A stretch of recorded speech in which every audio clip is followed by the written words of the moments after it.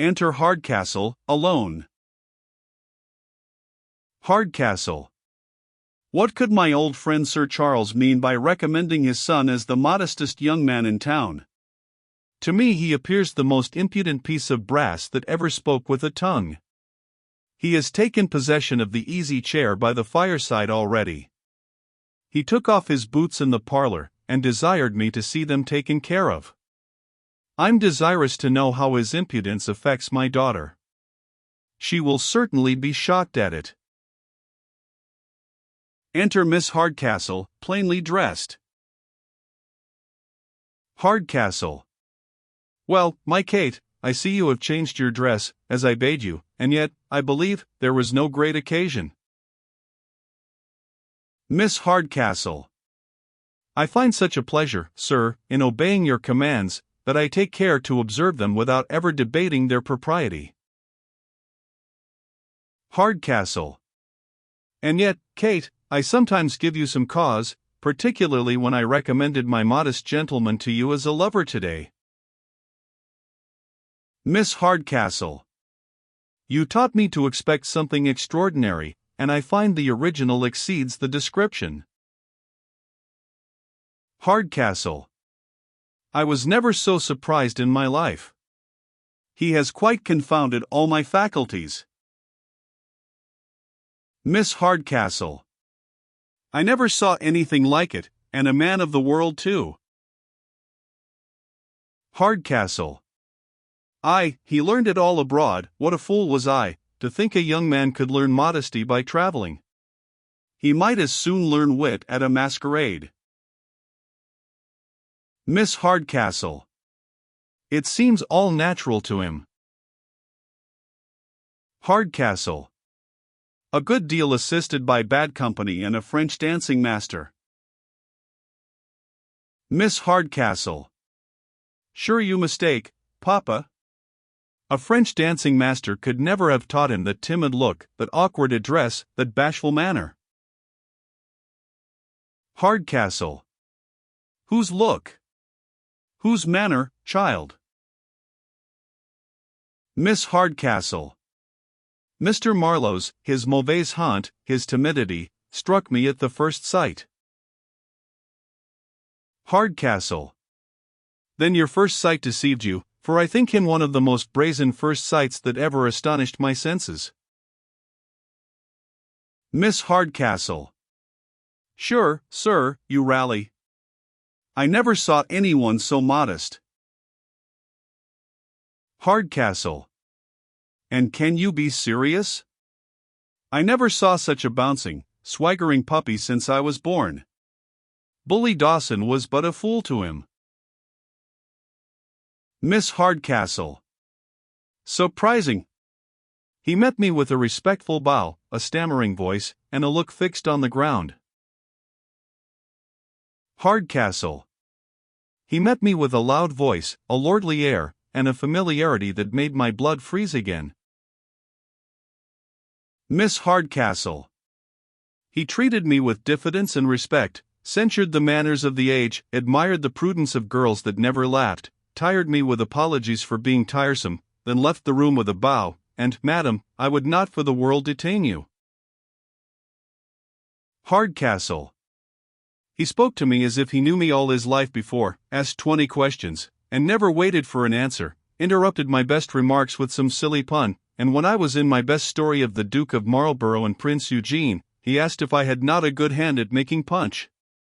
Yes, Kate, he asked your father if he was a maker of punch. Miss Hardcastle. One of us must certainly be mistaken. Hardcastle. If he be what he has shown himself, I'm determined he shall never have my consent. Miss Hardcastle. And if he be the sullen thing I take him, he shall never have mine.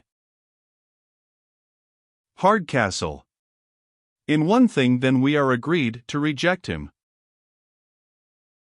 Miss Hardcastle. Yes, but upon conditions. For if you should find him less impudent, and I more presuming, if you find him more respectful, and I more importunate, I don't know, the fellow is well enough for a man, certainly, We don't meet many such at a horse race in the country. Hardcastle. If we should find him so, but that's impossible. The first appearance has done my business. I'm seldom deceived in that. Miss Hardcastle. And yet there may be many good qualities under that first appearance. Hardcastle. Aye, when a girl finds a fellow's outside to her taste, she then sets about guessing the rest of his furniture. With her, a smooth face stands for good sense, and a genteel figure for every virtue. Miss Hardcastle. I hope, sir, a conversation begun with a compliment to my good sense won't end with a sneer at my understanding? Hardcastle. Pardon me, Kate. But if young Mr. Brazen can find the art of reconciling contradictions, he may please us both, perhaps. Miss Hardcastle. And as one of us must be mistaken, what if we go to make further discoveries? Hardcastle. Agreed. But dependent I'm in the right. Miss Hardcastle. And dependent I'm not much in the wrong. Exeunt. Enter Tony, running in with a casket. Tony. Ecod. I have got them. Here they are. My cousin Con's necklaces, bobs and all. My mother shan't cheat the poor souls out of their fortin neither. Oh. My genus, is that you? Enter Hastings. Hastings. My dear friend, how have you managed with your mother? I hope you have amused her with pretending love for your cousin, and that you are willing to be reconciled at last? Our horses will be refreshed in a short time, and we shall soon be ready to set off. Tony. And here's something to bear your charges, by the way, giving the casket, your sweetheart's jewels. Keep them, and hang those, I say, that would rob you of one of them. Hastings. But how have you procured them from your mother? Tony. Ask me no questions, and I'll tell you no fibs. I procured them by the rule of thumb. If I had not a key to every drawer in mother's bureau, how could I go to the alehouse so often as I do? An honest man may rob himself of his own at any time. Hastings. Thousands do it every day. But to be plain with you, Miss Neville is endeavoring to procure them from her aunt this very instant. If she succeeds, it will be the most delicate way at least of obtaining them. Tony. Well, keep them, till you know how it will be. But I know how it will be well enough, she'd as soon part with the only sound tooth in her head. Hastings. But I dread the effects of her resentment, when she finds she has lost them. Tony. Never you mind her resentment, leave me to manage that. I don't value her resentment the bounce of a cracker. Zounds! Here they are. Morris. Prance. Exit Hastings. Enter MRS, Hardcastle and Miss Neville. Mrs. Hardcastle. Indeed, Constance, you amaze me. Such a girl as you want jewels. It will be time enough for jewels, my dear, 20 years hence, when your beauty begins to want repairs. Miss Neville. But what will repair beauty at 40, will certainly improve it at 20, madam. Mrs. Hardcastle. Yours, my dear, can admit of none. That natural blush is beyond 1,000 ornaments. Besides, child, jewels are quite out at present. Don't you see half the ladies of our acquaintance, my Lady Kildaylight, and Mrs. Crump, and the rest of them, carry their jewels to town, and bring nothing but paste and marcasites back? Miss Neville. But who knows, madam, but somebody that shall be nameless would like me best with all my little finery about me? Mrs. Hardcastle. Consult your glass, my dear, and then see if, with such a pair of eyes, you want any better sparklers. What do you think, Tony, my dear? Does your cousin Con want any jewels in your eyes to set off her beauty? Tony. That's as thereafter may be. Miss Neville. My dear aunt, if you knew how it would oblige me. Mrs. Hardcastle. A parcel of old-fashioned rose and table-cut things. They would make you look like the court of King Solomon at a puppet show. Besides, I believe, I can't readily come at them. They may be missing, for aught I know to the contrary.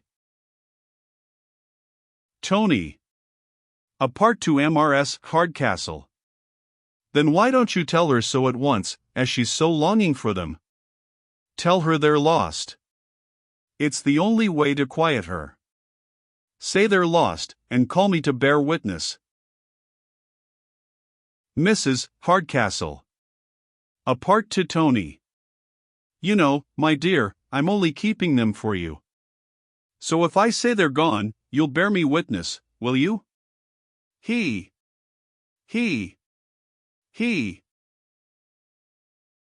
Tony. Never fear me. Ecod. I'll say I saw them taken out with my own eyes. Miss Neville. I desire them but for a day, madam. Just to be permitted to show them as relics, and then they may be locked up again. Mrs. Hardcastle.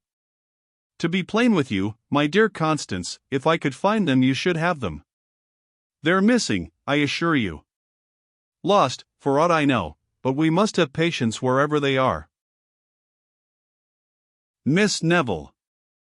I'll not believe it. This is but a shallow pretense to deny me.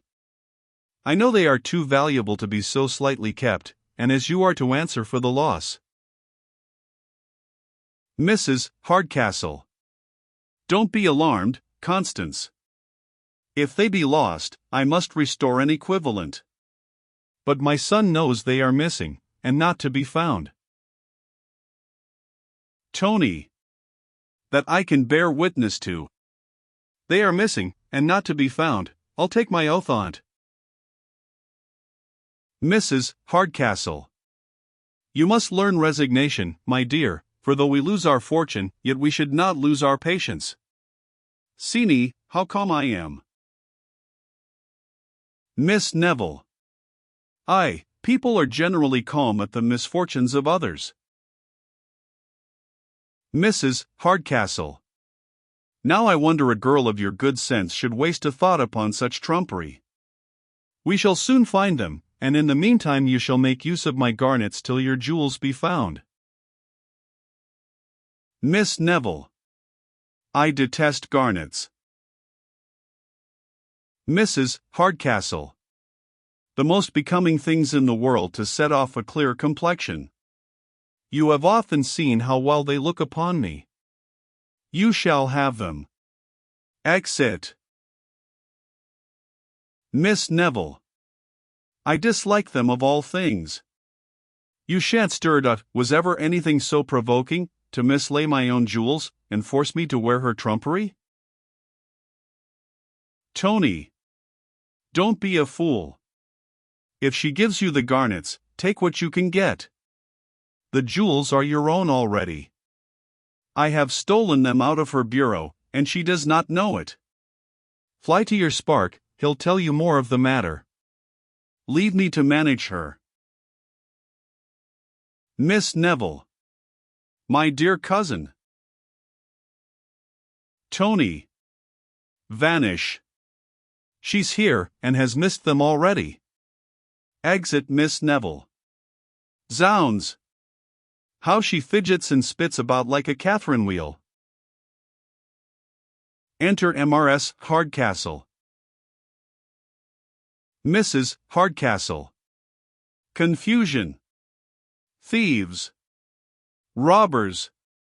We are cheated, plundered, broke open, undone. Tony. What's the matter? What's the matter, Mama? I hope nothing has happened to any of the good family. Mrs. Hardcastle. We are robbed. My bureau has been broken open, the jewels taken out, and I'm undone. Tony. Oh. Is that all? Ha! Ha! Ha! By the laws, I never saw it acted better in my life. Ecod, I thought you was ruined in earnest, ha! Ha! Ha! Mrs. Hardcastle. Why, boy, I am ruined in earnest. My bureau has been broken open, and all taken away. Tony. Stick to that, ha! Ha! Ha! Stick to that. I'll bear witness, call me to bear witness. Mrs. Hardcastle. I tell you, Tony, by all that's precious, the jewels are gone, and I shall be ruined forever. Tony. Sure, I know they're gone, and I'm to say so. Mrs. Hardcastle. My dearest Tony, but hear me. They're gone, I say. Tony. By the laws, Mama, you make me for to laugh, ha! Ha! I know who took them well enough, ha! Ha! Ha! Mrs. Hardcastle. Was there ever such a blockhead that can't tell the difference between jest and earnest? I tell you I'm not in jest, booby. Tony. That's right, you must be in a bitter passion, and then nobody will suspect either of us. I'll bear witness that they are gone. Mrs. Hardcastle. Was there ever such a cross-grained brute that won't hear me? Can you bear witness that you're no better than a fool? Was ever poor woman so beset with fools on one hand and thieves on the other? Tony. I can bear witness to that. Mrs. Hardcastle. Bear witness again, you blockhead you, and I'll turn you out of the room directly. My poor niece, what will become of her? Do you laugh, you unfeeling brute, as if you enjoyed my distress? Tony. I can bear witness to that. Mrs. Hardcastle. Do you insult me, monster? I'll teach you to vex your mother, I will. Tony. I can bear witness to that. He runs off, she follows him. Enter Miss Hardcastle and maid. Miss Hardcastle. What an unaccountable creature is that brother of mine, to send them to the house as an inn. Ha! Ha! I don't wonder at his impudence. Maid. But what is more, madam, the young gentleman, as you passed by in your present dress, asked me if you were the barmaid. He mistook you for the barmaid, madam. Miss Hardcastle. Did he? Then as I live, I'm resolved to keep up the delusion. Tell me, Pimple, how do you like my present dress? Don't you think I look something like Cherry in the Beaux' Stratagem? Maid. It's the dress, madam, that every lady wears in the country, but when she visits or receives company. Miss Hardcastle. And are you sure he does not remember my face or person? Maid. Certain of it.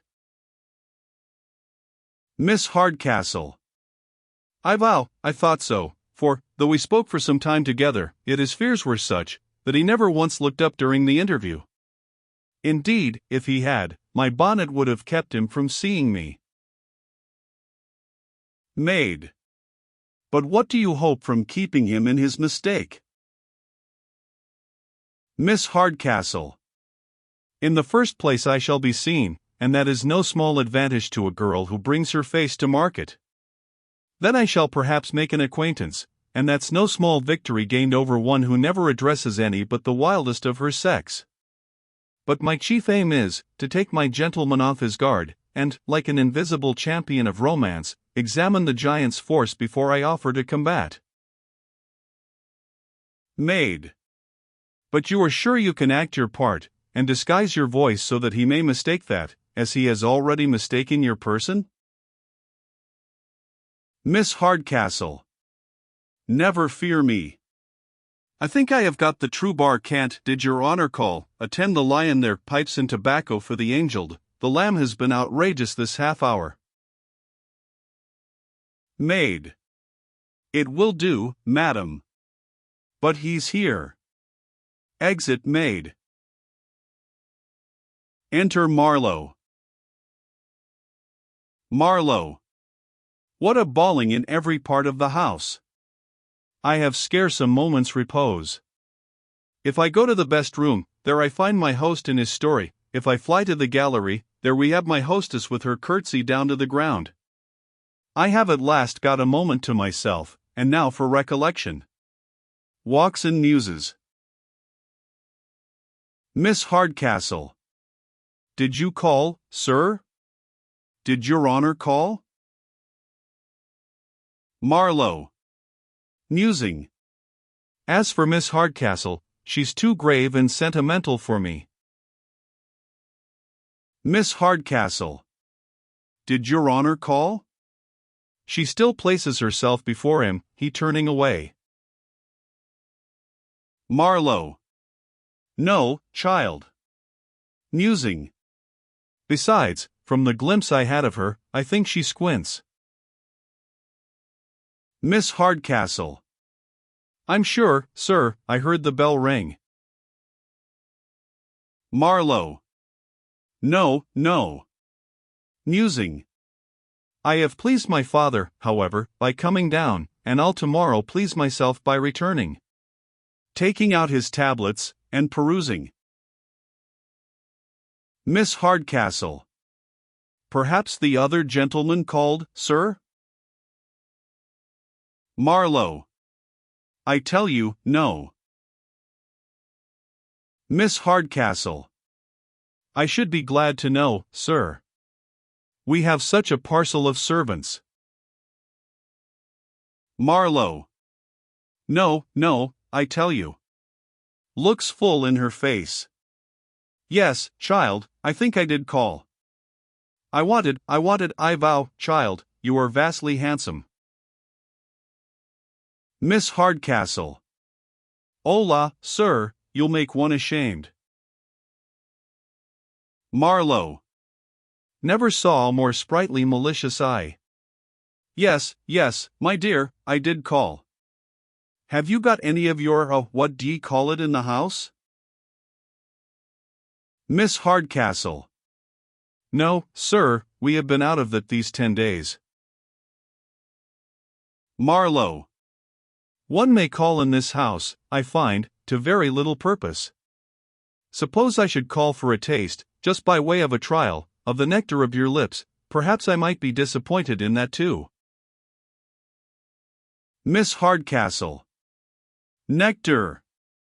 Nectar. That's a liquor there's no call for in these parts. French, I suppose. We sell no French wines here, sir. Marlowe. Of true English growth, I assure you. Miss Hardcastle. Then it's odd I should not know it. We brew all sorts of wines in this house, and I have lived here these 18 years. Marlowe. 18 years. Why, one would think, child, you kept the bar before you were born. How old are you?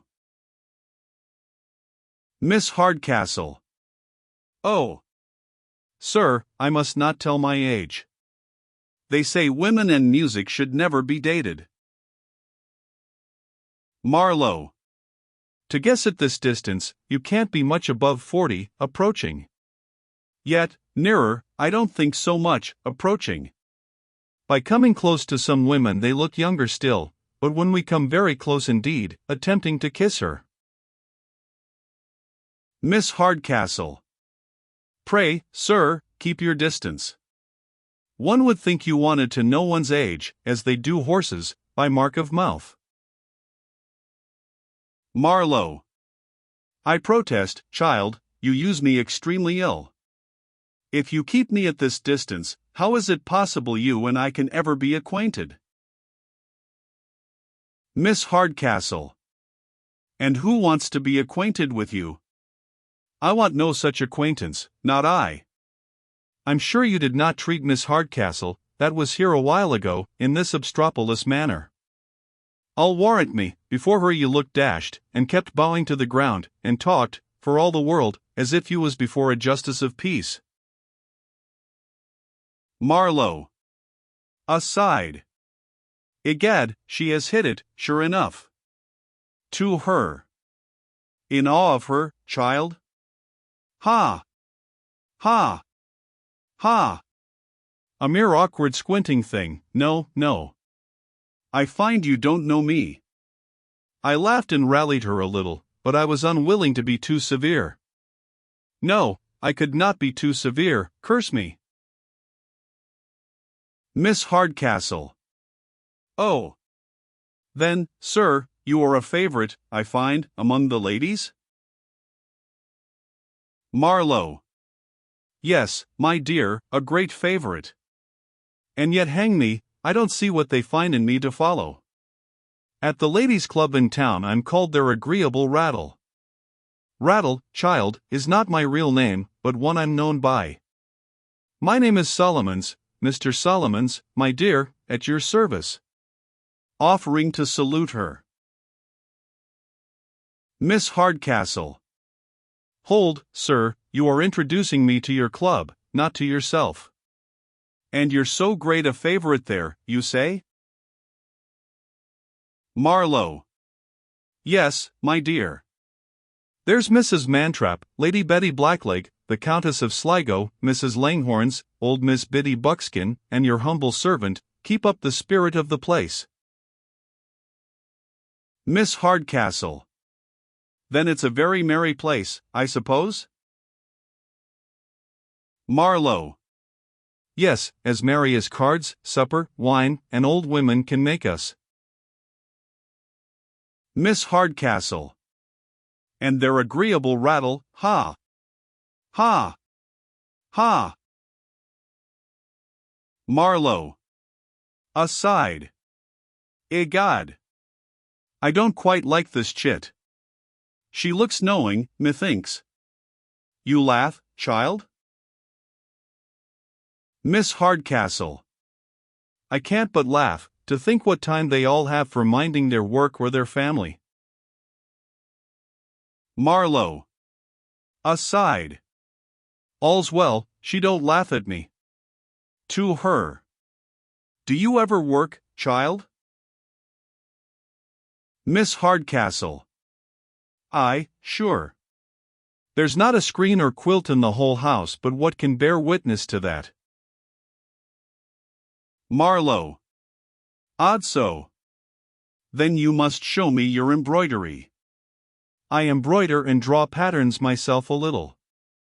If you want a judge of your work, you must apply to me. Seizing her hand. Miss Hardcastle. Aye, but the colors do not look well by candlelight. You shall see all in the morning. Struggling. Marlowe. And why not now, my angel? Such beautifiers beyond the power of resistance. Shaw. The father here. My old luck, I never nicked 7 that I did not throw Ames ace 3 times following. Exit Marlowe. Enter Hardcastle, who stands in surprise. Hardcastle. So, madam. So, I find this is your modest lover. This is your humble admirer, that kept his eyes fixed on the ground, and only adored at humble distance. Kate, art thou not ashamed to deceive your father so? Miss Hardcastle. Never trust me, dear papa, but he's still the modest man I first took him for, you'll be convinced of it as well as I. Hardcastle. By the hand of my body, I believe his impudence is infectious. Didn't I see him seize your hand? Didn't I see him haul you about like a milkmaid? And now you talk of his respect and his modesty, forsooth. Miss Hardcastle. But if I shortly convince you of his modesty, that he has only the faults that will pass off with time, and the virtues that will improve with age, I hope you'll forgive him. Hardcastle. The girl would actually make one run mad. I tell you, I'll not be convinced. I am convinced. He has scarce been 3 hours in the house, and he has already encroached on all my prerogatives. You may like his impudence, and call it modesty, but my son-in-law, madam, must have very different qualifications. Miss Hardcastle. Sir, I ask but this night to convince you. Hardcastle. You shall not have half the time, for I have thoughts of turning him out this very hour. Miss Hardcastle. Give me that hour then, and I hope to satisfy you. Hardcastle. Well, an hour let it be then. But I'll have no trifling with your father. All fair and open, do you mind me? Miss Hardcastle. I hope, sir, you have ever found that I considered your commands as my pride, for your kindness is such, that my duty as yet has been inclination. Exeunt.